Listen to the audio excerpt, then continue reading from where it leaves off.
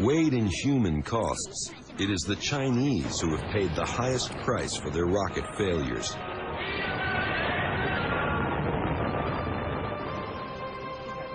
To compete for their share of the satellite business, the Chinese government developed the Long March, a 421,000-pound rocket standing 92 feet tall. The Chinese space program is entirely different than the U.S. program, the European program, even the Russian program. And much of their program was under very, very Spartan and tough circumstances. They were basically trying to build rockets at a time when they were also trying to feed their people under famine conditions.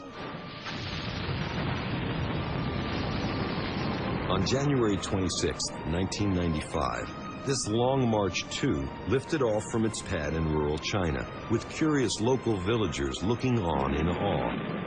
Within seconds, it had strayed off course and exploded.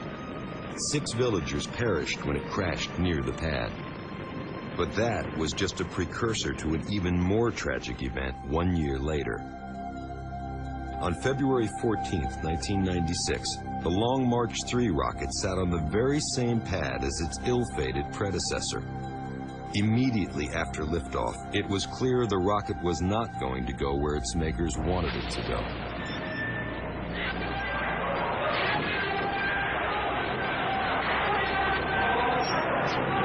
The rocket came crashing to Earth just seconds after launch. Initial reports of the failure's impact were murky, as foreign observers were kept sequestered in a bunkhouse for 5 hours before being released. This footage was taken secretly from a bus as visitors were whisked away from the disaster site. You see the soldiers standing there, but they had to then go out and do cleanup in a massive rural area. I think that explains why they needed this 5-hour time period to get it looking as good as it did, to then shuffle the foreign visitors through and get them out.